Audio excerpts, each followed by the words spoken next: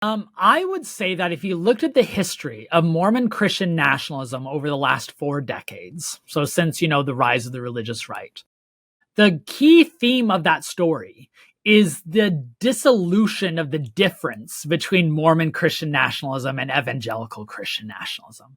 I think there used to be a particular strain of Mormon Christian nationalism in which Mormons were a bit more unique. It was a much more liberal-minded. It was a much more particular Christian nationalism that recognized, a more gregarious nature to opponents. And also being kinder on some topics like being multiracial. Mormons had long been supporters and defenders of immigration, for instance. Mm-hmm. But over the last decade, especially with the rise of the MAGA movement, much of Mormon Christian nationalism has become synonymous with evangelical Christian nationalism. It's much more anti-immigrant. It's much more exclusionary. It's much more partisan. Welcome to the Culture, Faith, and Politics podcast. I'm Pat Kahnke, and I'm joined today by a guest that I've been listening to for a few months now. And when he first started his YouTube channel, I think, and right away I thought, this is somebody that my audience really needs to get to know. And he's Dr. Benjamin Park, and he's a historian of the Latter-day Saints movement, the Mormons. And he's written several highly respected books on the Mormons, which I'll put links to those in the description below. And he's currently a professor of history at Sam Houston State University.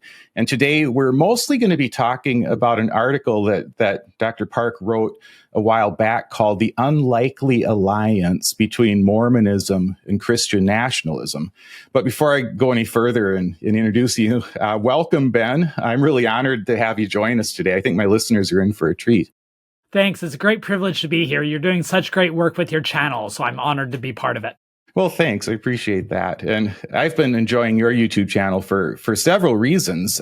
First, because I've been learning about something that I just know very little about. I told you when we just met here a minute ago that I'm over my head on this. So talk to me like I'm a 5th grader.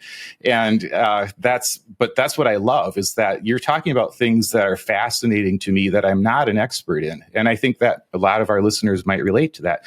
Some of them do come from an LDS background, though, too. So I think they'll really learn from you, too. But as a guy myself who's trying to understand Christian nationalism in America, I've been fascinated to hear you talk about specifically the history of Christian nationalism among Latter-day Saints. And so I just want to ask you, first of all, how did you become interested in history, and specifically Mormon history? And what is it that makes you want to step outside of the university and talk publicly about this stuff and start a YouTube channel, for instance? Yeah, well, I first became interested in history as a way to learn about my own ancestors. I was raised in the Latter-day Saint tradition, in a family whose ancestry goes back to the Mormon pioneers. And my family, of course, is very proud of that. And so I always want to learn more about that. I served in an LDS mission. And through that, I was introduced to the literature and learning more about the history. And through that, I soon became interested in religious history because I learned Mormons weren't the only interesting religion.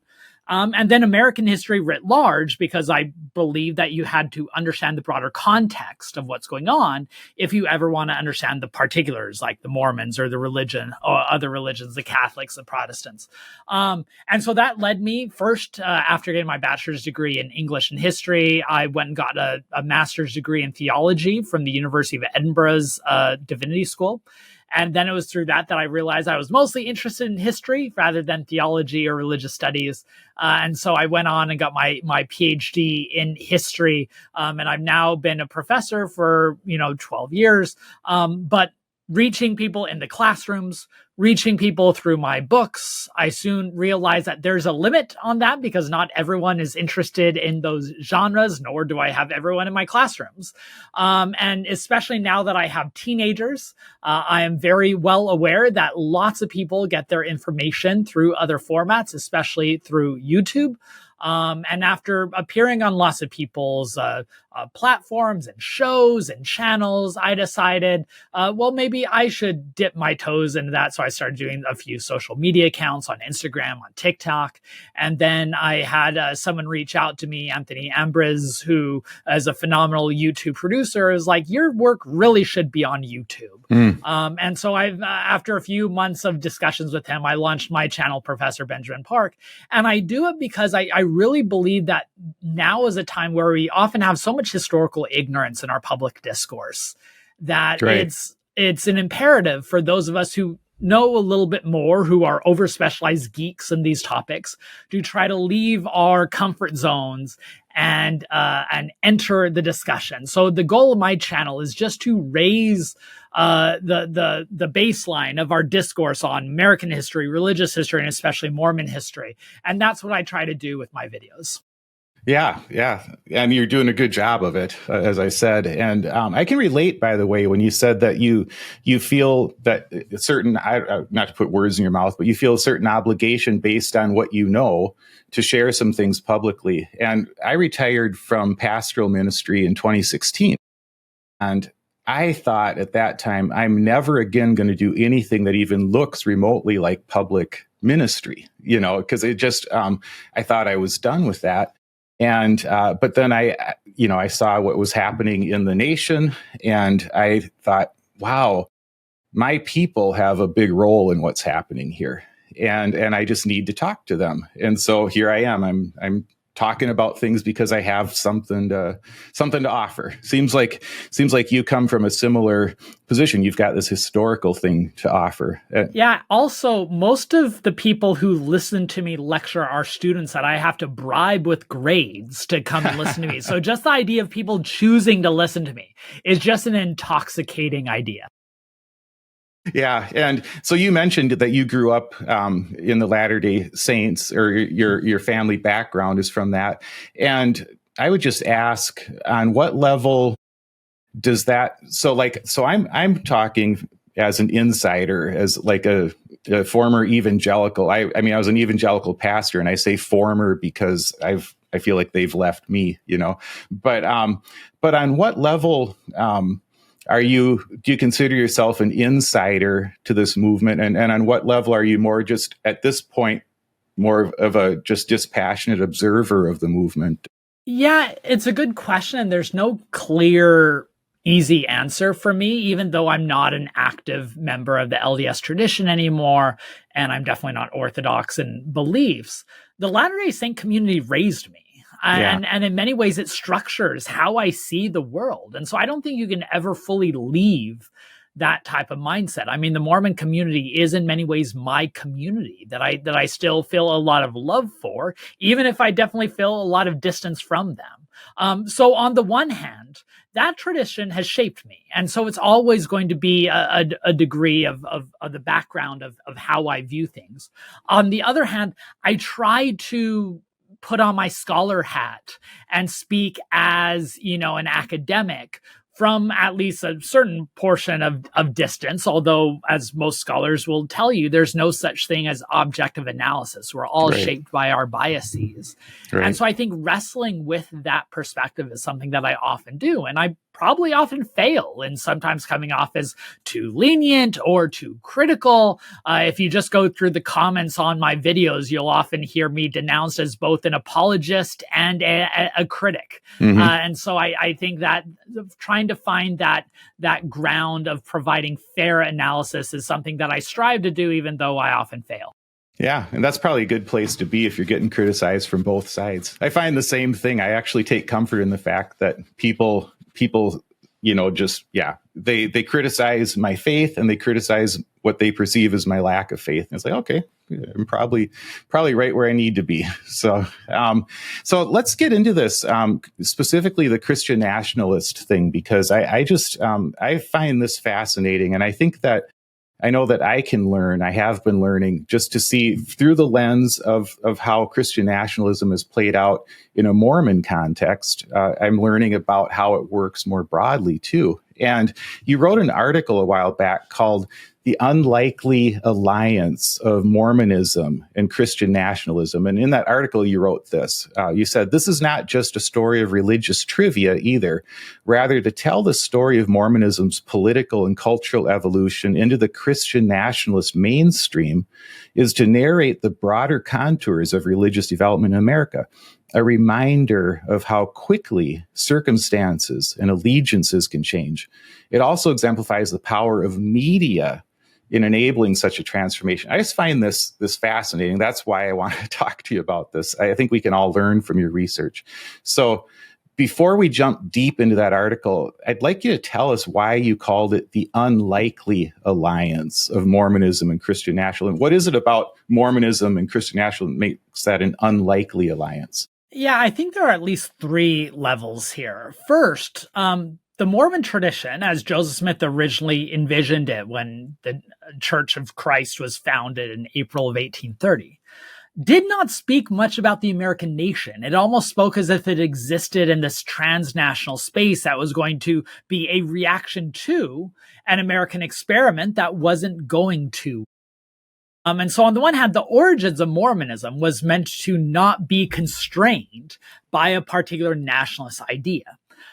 Second, for the last 50 years or so, there have been more Latter-day Saints who live outside the United States than inside the United States. So while Mormonism is typically seen as the quintessential American religion for a number of reasons we might go into later, it is exceptionally global. And so trying to become an international, global, worldwide church does not always fully align with, Christian nationalism. And third, those people who typically come to mind when you think about Christian nationalism, white evangelicals and Protestants, historically have not always been friends of the Mormons. Right. In fact, they often viewed Mormons as targets, and Mormons viewed American Protestants and evangelicals as, a fallen, decaying carcass of ecclesiastical decline in America. And so, whereas Mormons used to be the main enemies of an evangelical political movement, now they're seen more as allies. So those are just a few reasons why I find this strong, perpetual, and robust, if complicated and evolving, Mormon Christian nationalism and this alliance with the religious right unlikely, if not, historically odd. Yeah, exactly. And just to put an exclamation point on that, if you've read Stephen Wolfe's book, The Case for Christian Nationalism, he actually lays out in this book, and I hate this book, but I'll just, I'm not a historian, so I don't have to be quite as dispassionate about my statements, I hate this book, but he lays out in that book that, if his version of Christian nationalism becomes a thing, Catholics are going to be right out. They're not going to have any role in the government. And Mormons, I don't know if he mentions Mormons specifically, but to your point, would not be part of his utopia, Yeah, I think that's it. We're only a few decades removed from one of the most popular evangelical movies being The Godmakers, which was an explicitly anti-Mormon movie that was at its peak seen by 20,000 Americans a month in the early 1980s, denouncing Mormons as a cult, as someone who does not belong within the Christian umbrella, nor should be really trustworthy as American citizens. And to go from that to now being, political colleagues, it just shows how much can change and how tenuous, I would argue, that political alliance is. Yeah.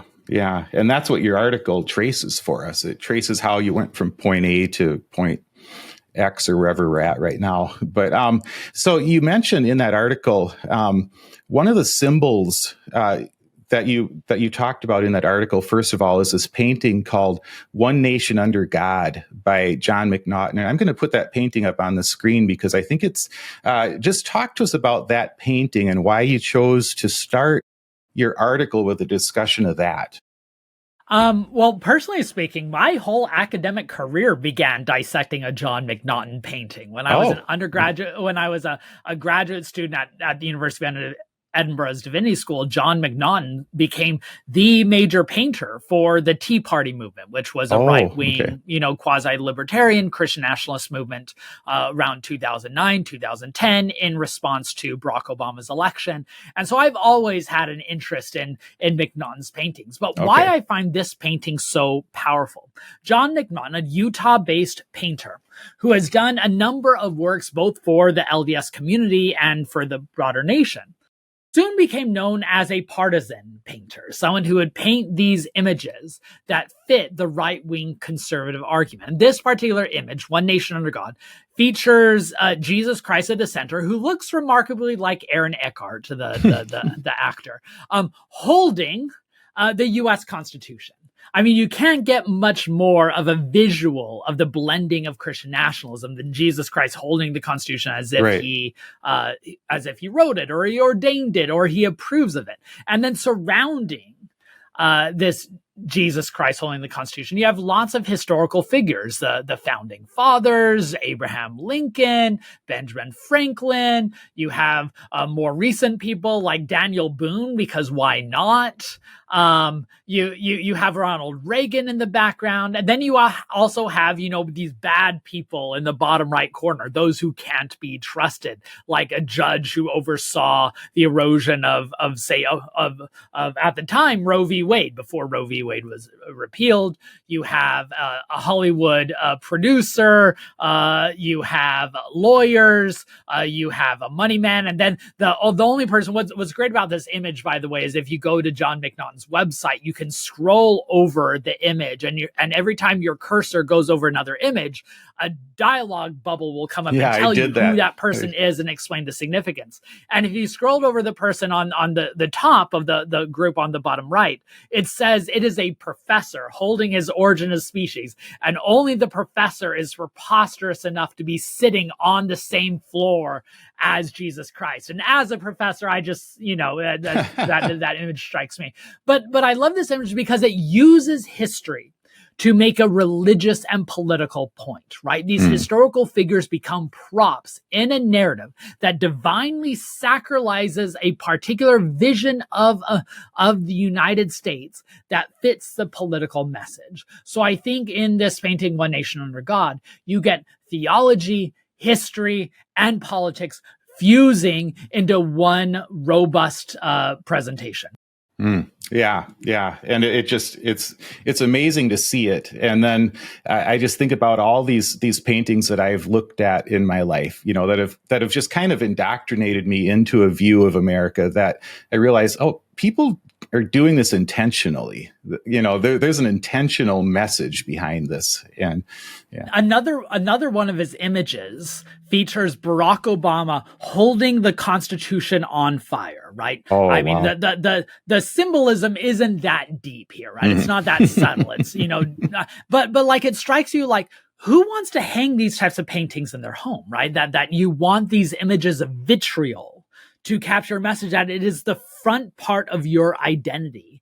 But I think it captures a particular mindset of many people in America where you are driven by these identity politics that right-wing people often claim is only on the left, but it's really shaping a religious ideology, including for many on the right. Yeah.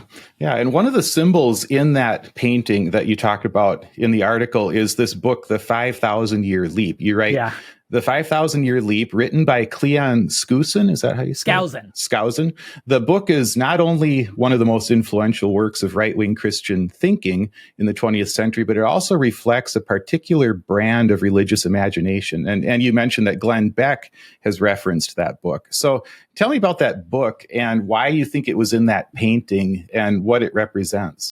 Yeah, so Cleon Skousen is a fascinating figure who's actually going to be a focus of a book project I'm just starting on, who was one of the most prominent John Birch-style anti-communist thinkers in 1950s, 1960s America, and then becomes the historian for the religious right movement in the 1970s, 80s, and 90s, creating what was first the Freedmen's Institute and then the National Center for Constitutional Studies.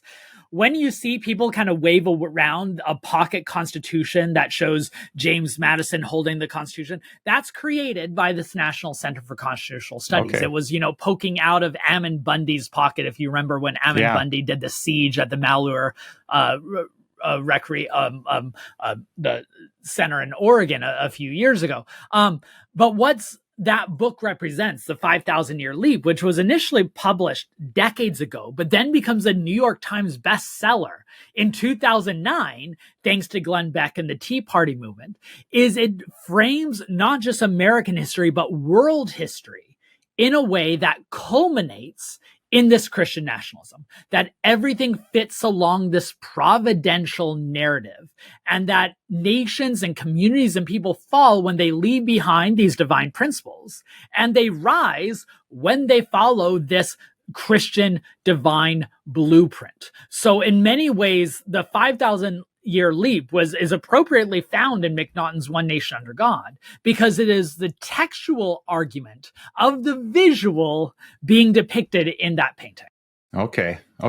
Yeah, that's fascinating. And so now I want to kind of let you just take over a little bit in this discussion, because I want you to talk me through the history of Christian nationalism, in the beginning, in the article, and then to where we got today. But I'll just start by asking you to talk to me about the Kingdom of Nauvoo, because until I started watching your channel, I hadn't heard of the Kingdom of Nauvoo. I'm embarrassed to say that, but I hadn't. And talk to me about where that lies in the development of like the nationalistic sort of thought, because it seems like there was a transition that happened somewhere in there. Yeah. So when the Latter-day Saints begin their new tradition, they have a habit of drawing enemies in every community where they grow. They are kicked out of New York, kicked out of Pennsylvania, kicked out of Ohio, and then cause a war, a quasi-Mormon Missouri war in the state of Missouri.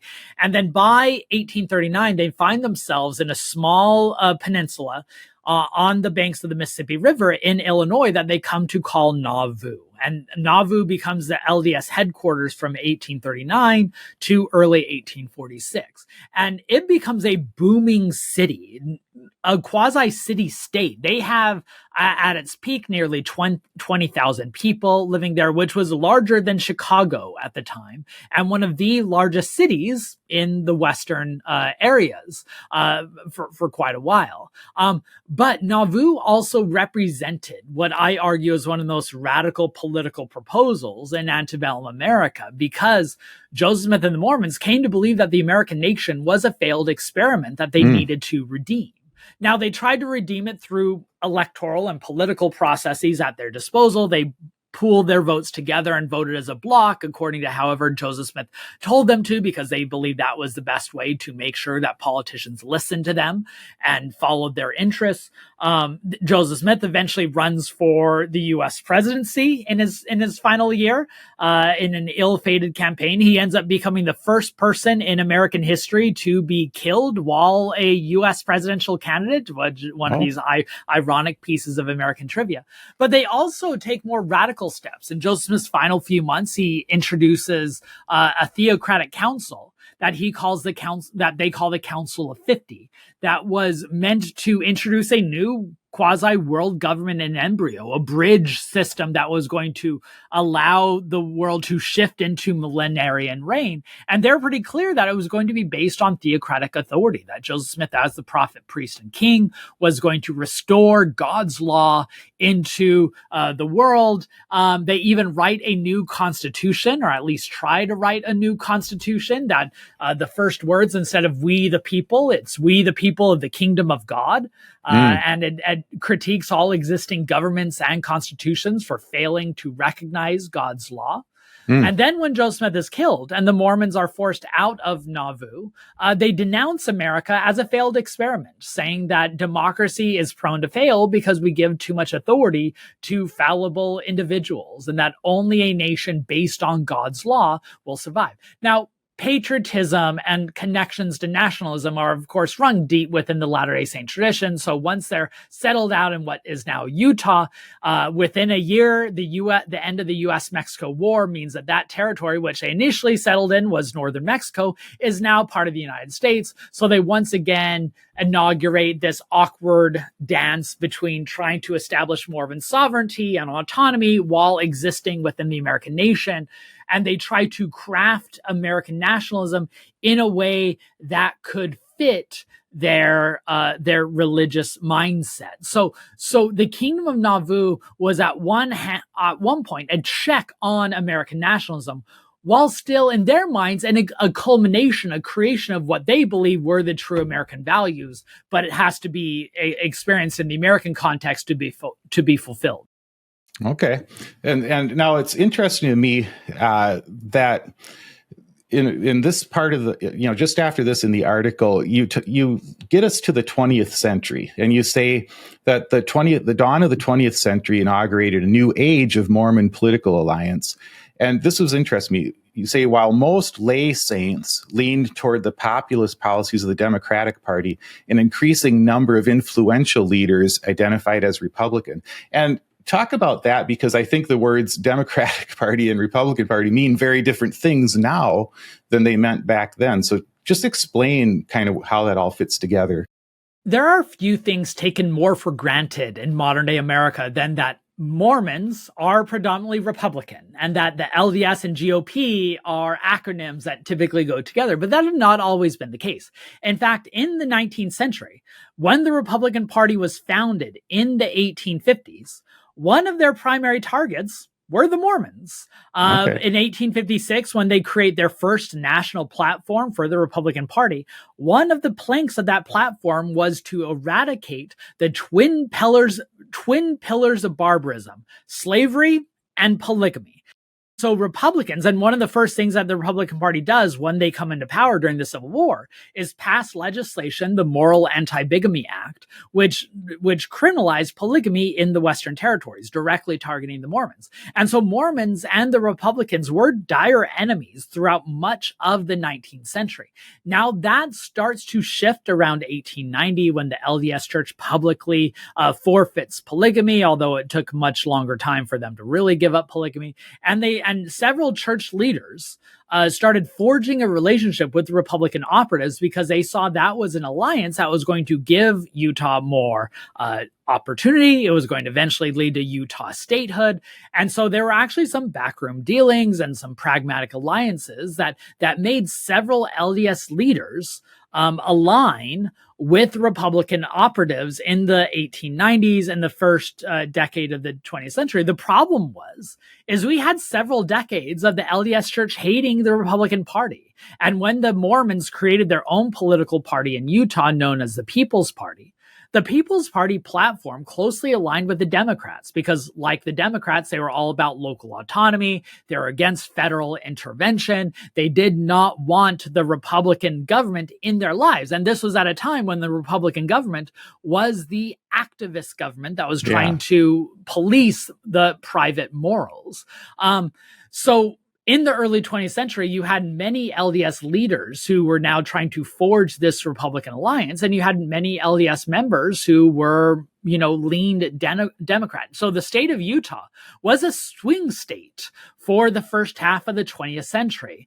It wasn't until the 1960s, the tumults over the civil rights movement and social revolts, that Mormons in Utah moved in a similar direction as whites in the American South toward the Republican Party. And 1964 ends up being the last time that the state of Utah votes for a Democrat for president when they voted LBJ. And ever since then, Utah became pretty ruby-ribbed Republican.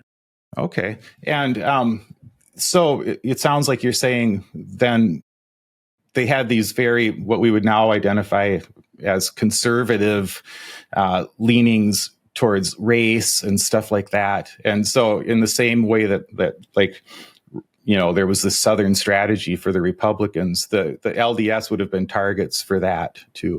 Yeah, very much so. I think many were not comfortable with the civil rights movement. Many were not comfortable with the social revolution. Many were not comfortable with the changes going on in gender.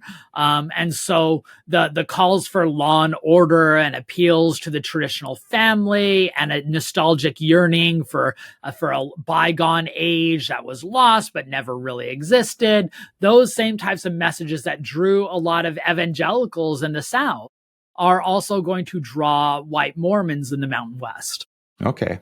Yeah, that makes sense. And I don't know if this is backing up or if this is right around this time, but you talk about David O. McKay as the LDS president. He became president in 1951. It seems like that's where some of this shift started to happen towards the Republicans. David O. McKay is a good embodiment of the shift. Now, he was quite conservative, but moderate in his conservatism. But one of the things that he was pretty adamant about was being an anti-communist. And like many other Mormons, they were very rabidly anti-communist during the Cold War era. And so you had this leader of the church in the 1950s and 1960s who represented someone who used to be a bit more moderate and might have swung between the parties, but grows more and more conservative. So by the end of the 1960s, he was a committed Republican, just like many of the congregants in the LDS tradition. Okay. So tell me if I'm skipping something important here, because I want to get to this this thing about adding in the phrase "under God" into the Pledge of Allegiance, because that painting that you referenced, that painting is called "One Nation Under God," and if you go to the website, it's sort of it's talking about this as this wonderful thing that was accomplished to put under God into that, Pledge of Allegiance. How did the Mormons play a role in this? How does this play into your story that you're telling us here? Yeah, I don't know if the Mormons were a driving force in creating that, but they were part of the broader cultural milieu. So people might think that America has always had one nation under God as a national motto, but it actually wasn't until the 1950s, and when Dwight Eisenhower was the president, with this fusion of right-wing evangelicalism and Republican politics, coming to a culmination of what some scholars call the ceremonial deism of the 1950s, where in response to the Cold War, where you are trying to make America look different from the Soviets. Well, the Soviets are atheists, they're communists, so that means the Americans have to be Christian and capitalist. And so you have this infusion of religious rhetoric.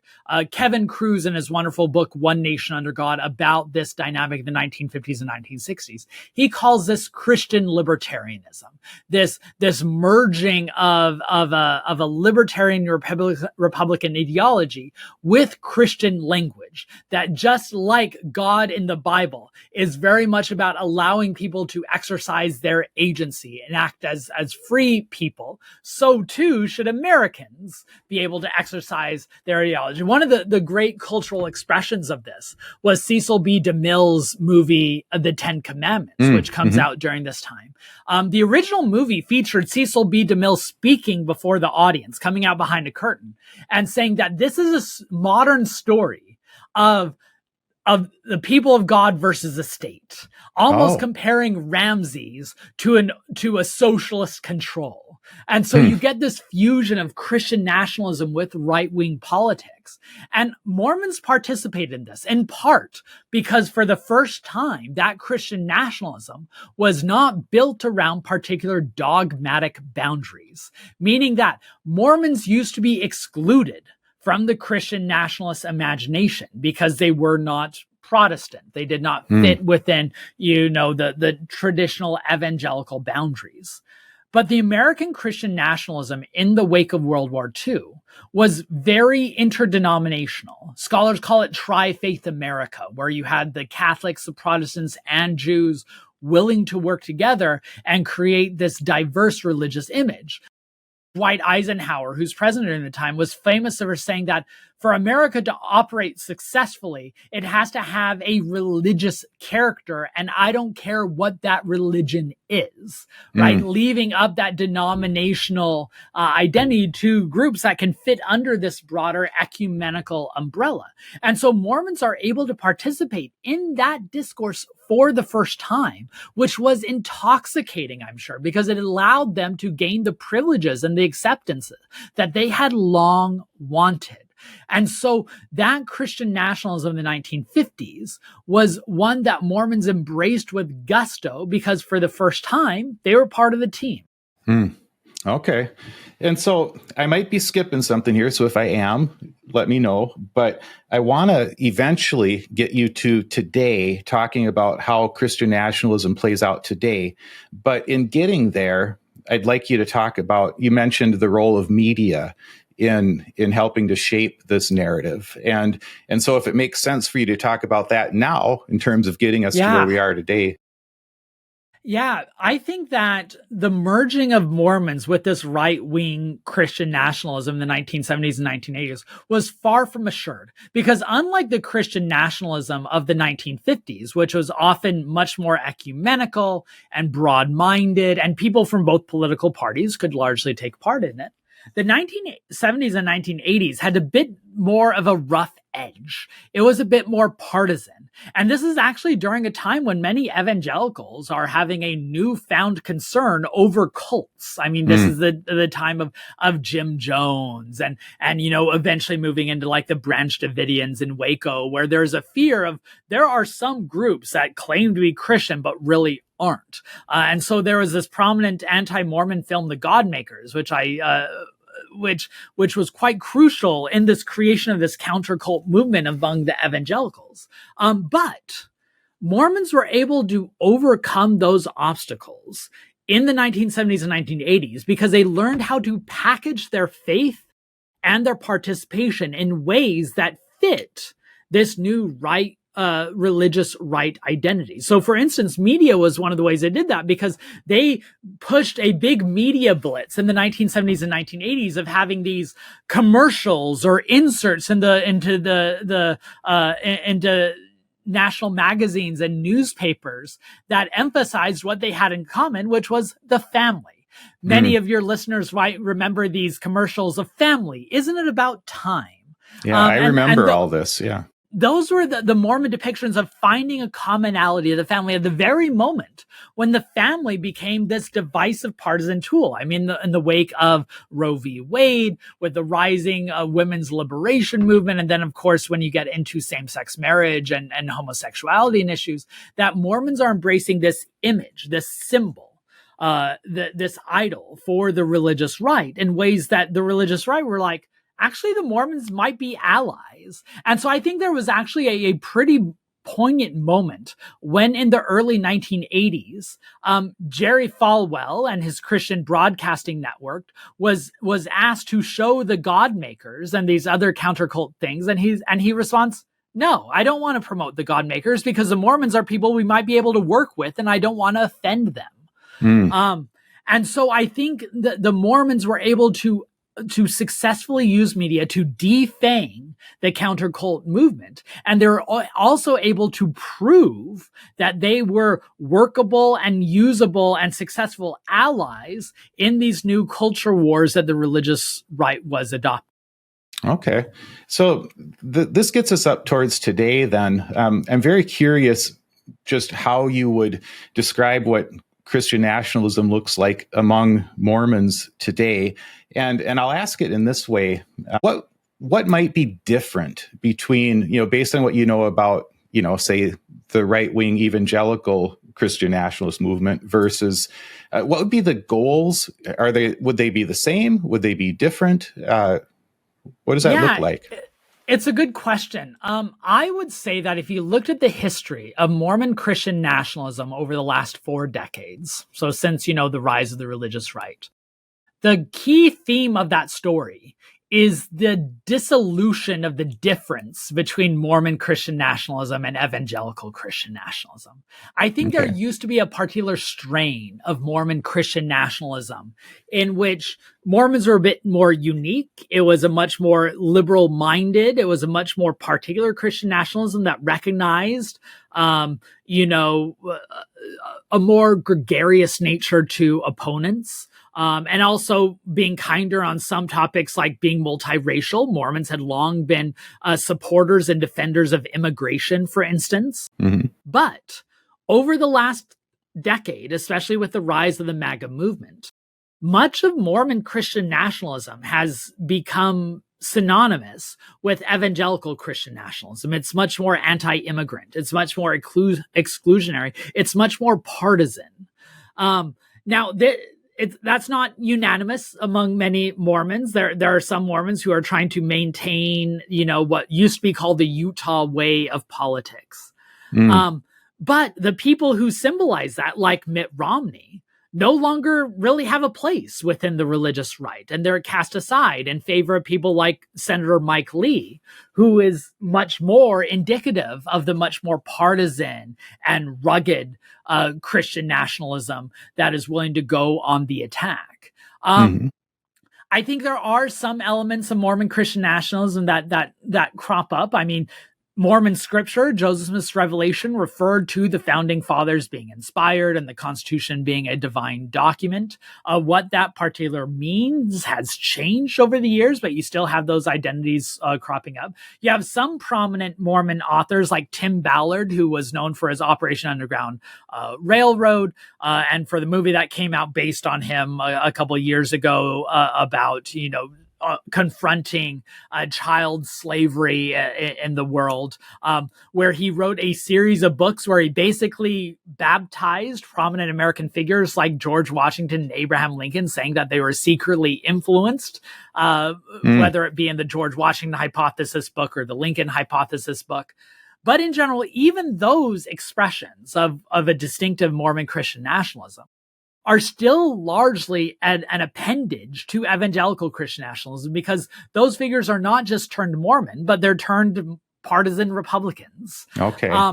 And so I think in large part, you even see recently the radicalization of Utah's Republican Party, that they are acting like you might find the Republican Party in Alabama and Florida. And so I think there used to be some distinctive elements of Mormon Christian nationalism, but those are largely disappearing with the rise of, or the magnification of, the religious right. So let me try out a thesis on you then, and tell me if this is, what you think about this. It sounds like what you're saying is that in the same way that I would say, evangelical Christianity, as it relates to Christian nationalism, is not theological. It's tribal. It's cultural. Would you say that's pretty much what you're dealing with then too? I think it's definitely becoming that way. One of the best books in recent years, I'm sure you and many of your listeners know, is Kristen Kobes-Dumay's Jesus and John Wayne. And I think the primary argument in that book about evangelicals is also true about Mormons, which is when so many evangelicals came out and supported Donald Trump in 2016, it surprised a lot of people, because they're like, Donald Trump does not fit the theological and moral foundations of what we believe evangelicalism is. But what Dumay argues in Jesus and John Wayne is actually that's based on a fraudulent understanding of what evangelicalism has come to be. It's not a set of beliefs and morals. It's a set of cultural practices. It's patriarchy. It's the tribalism that you mentioned. And I think for Mormons, that's largely the case as well. And I think one of the most persuasive evidence of this recently was during COVID, in 2020, 2021, the LDS Church, the institution headquartered in Salt Lake City, was very concerned with, the spread of the virus. And so they put out a statement saying that members of the faith should go out and get vaccinated, and you should also wear masks in church. Now, that's a prophetic directive from church leaders. And if anything, Latter-day Saints are typically known for being lockstep followers of those in charge. And yet, for many in the church, that council conflicted with their tribal identity. They're like, well, I'm learning from, Fox News or my right-wing sources or Joe Rogan that these vaccines aren't trustworthy and masks don't work. And so they didn't do it. And so the LDS Church, in a very rare moment of acknowledging that they don't have control over the culture, had to issue more statements saying, no, we really mean it, guys. This is something we want you to do. And still, Latter-day Saints did not. And I think that showed that there are some elements of the LDS Church who are taking their cues from their cultural affiliation rather than their religious tradition or their ecclesiastical leaders. Okay. So I'll ask this. In the article, you talked, like I mentioned before, early in the 20th century, the lay people in the LDS were more culturally conservative, which was at that time aligned with the Democratic Party, and the leadership was more Republican. Is there a reverse, or is there the same sort of alignment now between the leadership and the people, or are they pretty aligned at this point? Yeah, it's a good question. The basic answer is we don't know where a lot of the LDS leadership fit on the political spectrum. Unlike LDS leaders a century ago who made their political opinions well known, now church leaders are quite sincere in their pushing that they want to appear politically neutral and they don't want to speak out on political issues. There are some prominent figures who, have spoken out on tribalism and trying to recognize the rule of law. But typically it's shades of conservatism rather than a true political divide. It has gotten to such a point to where a couple decades ago, the LDS Church sent one of their authorities, Marlon Jensen, who was a LDS 70, which was an ecclesiastical step below the apostles, to go do an interview with the New York Times to say, you can still be a Mormon and Democrat. That's okay, because the common assumption is that everyone is Republican. But I do think it's noteworthy that they didn't send an apostle or someone in the LDS First Friends to do that, because there might not have been a Democrat willing to speak out on that. So I think there might be a divide. I imagine that many in the LDS Church are along on a spectrum of conservatism. I don't think you have many progressives in LDS leadership, but it's all speculation on where they fall and the distance they might have from the lady. Although I will note that I think by sheer temperament and background, many in LDS leadership are traditionalists, meaning that they like, traditions and institutions, and they want to trust experts, where one of that goes against the grain for much of right-wing populist culture now. So that might be a point of division, but it's one of probably few. Yeah. And I'm curious, I cite quite often the statistic, people on my channel probably get tired of hearing it from me, that around 80% of white evangelicals voted for Donald Trump in all three elections, and even in the primaries, which is, something that's important for people to remember. And I don't know the statistics for the LDS, but I would guess it might even be higher than that. So it's very similar. So in 2016, the figures were a lot lower because Evan McMullen, who ran an independent campaign, he was Mormon and he was based out of Utah. And so he actually took a lot of the Mormon votes. So I don't remember the numbers specifically, but I think the surveys from 2016 were around 61% of Mormons voted for Trump. But in 2020 and 2024, when that Evan McMullen option wasn't there, that number jumped up to, I think, around 71%, 70 to 80, depending on the polls. So Mormons were as reliable Trump voters more than any other group, save white evangelicals. Okay. Yeah. And so I'm gonna bring us towards a close here by asking, some sort of more practical things about like right now. I'm curious, so you mentioned Evan McMullen, and what I want to ask you about is, are there dissenters in the ranks? Are there known dissenters? Like, I would say I'm a dissenter from the broader 80% of white evangelicals. Are there dissenters? Is Evan McMullen one of them? And more specifically, what would they be saying? What are the dissenters saying? Yeah, let me give perhaps the best example of these dissenters, because Mormonism has long had a history of more diversity than in background and ideas and, common perception allows. Perhaps the best example of the dissenters from the MAGA movement within Mormonism is a wonderful organization known as Mormon Women for Ethical Government, MWEG. And they're based in Utah, but they have chapters in many states throughout the nation. And they put out statements, they work with legislators, and they try to find a more compassionate way to politics. And they've spoken out on the radicalism and extremism of the Republican Party. So I think the Mormon Women for Ethical Government is one example of these dissenters. You have others like Mitt Romney, who was, the Utah senator, and before that, the GOP presidential nominee, who has spoken out against radical MAGAism. But I think it's noteworthy that he realized he probably couldn't be reelected in Utah, which is why he chose not to run for a second term. And you have other people who tried to embody this middle way of politics, like Spencer Cox, the governor of Utah, who has largely given in to MAGA rhetoric, and as because they recognize that you can't function in today's Republican Party without kissing the ring.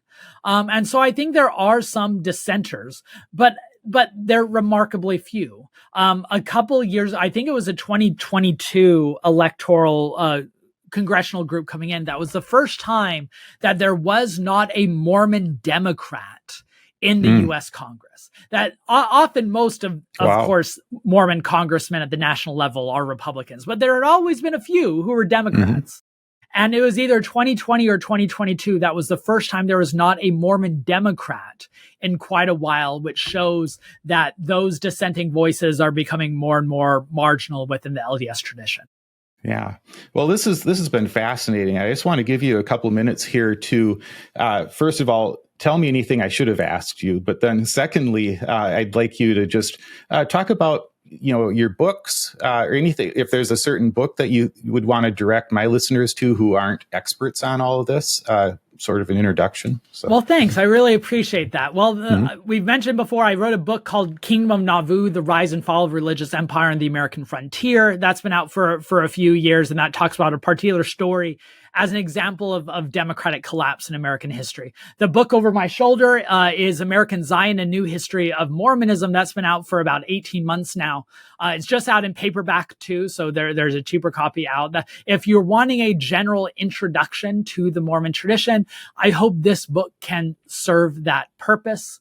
Then you're very kind to mention my YouTube channel, Professor Benjamin Park. I try to put out 3 videos a week. On Mondays, I put out videos that are a deep dive on a particular historical subject. On Wednesdays, I do videos that are connecting the past to the present, providing some context as something that's in the news or the media or television and movies. And then on Fridays, I try to peel back the curtain on historical work to provide background and sources so that people can become experts on these topics that usually, allow other over-specialized nerds to do. And so my books and articles are my attempt to enter this discourse, and I would love to have people join me on that road to discovery. Well, I really appreciate you sharing that knowledge with us here and coming on to here. And this has just been wonderful to hear you talk about these things, to get to know you a little bit. Dr. Benjamin Park, I just thank you so much for being here. It's been a great privilege. Thank you. Yeah, and thank you everybody for listening.